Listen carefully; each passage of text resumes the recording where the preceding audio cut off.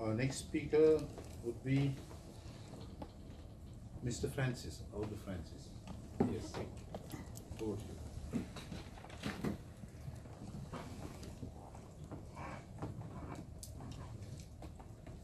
So, the legitimacy of the Ambazonian nation and its restoration government. The right to self-determination of people is captured in Article 1, Paragraph 2 and 55 of the Charter of the United Nations, articulated in Common Article 1 of the International Covenant on Civil and Political Rights and the International Covenant on Economic, Social and Cultural Rights, as well as in Article 20 of the African Charter on Human and People's Rights. Ambazonians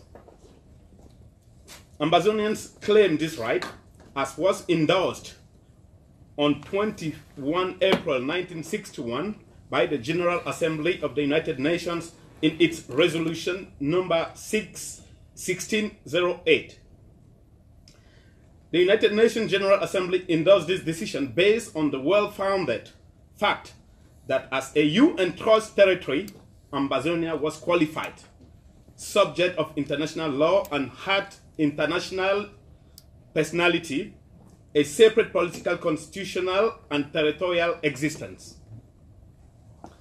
At the time of United Nations decision, Ambazonia enjoyed internal self-government as from 1954 and was endowed with a state constitution by 1960. The territory of Ambazonia is well defined, delimited and demarcated by international boundary treaties. The agreement between Great Britain and Germany respecting the settlement of the frontier between Nigeria and the Cameroons from Yola to the sea, 11 March 1930.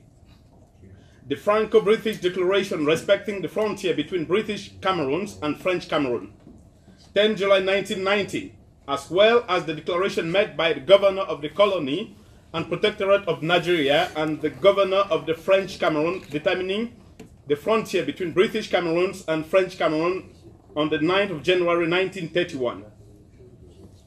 These frontiers had become permanent when Cameroon and Nigeria respectively gained their independence on 1st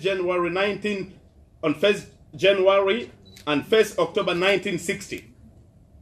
As per the African Union principle of intangibility of borders, appallingly, the UN-approved Ambazonian independence was illegal, undermined by neighboring Cameroon when, 1 month prior to the UN set independence date of 1st October 1961, they enacted an annexation law in their parliament and marched their troops into Ambazonia to begin a brutal occupation that has lasted to this day. So evidently, there exists no legal document that attests to a union treaty between Ambazonia and Cameroon. Ambazonians therefore reject the notion that they are separatists.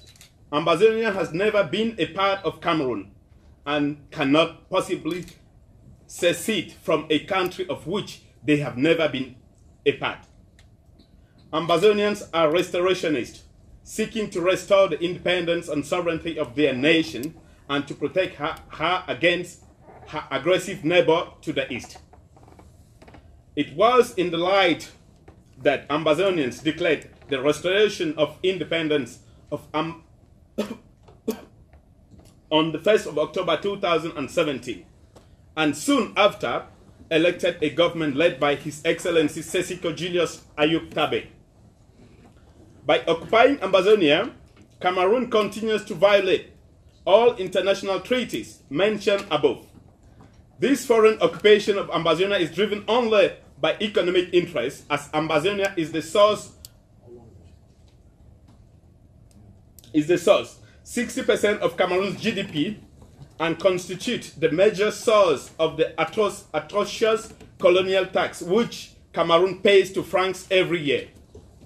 France being a country with which Ambazonia has absolutely no historical ties, we hereby call on the United Nations and the African Union to prevail on the government of Cameroon and its allies to immediately withdraw all their forces of occupation and civil administrators from Amazonian territory. We also call on the United Nations and the African Union to deploy peacekeeping troops to Amazonia to end war crimes being committed there by the occupation forces of Cameroon and Chad. So Cameroon has gone far away to employ mercenaries from Chad to kill Amazonians. That's what's happening as I speak. And to also ensure their swift, orderly withdrawal from Amazonia. Thank you. Thank you, Mr. Francis.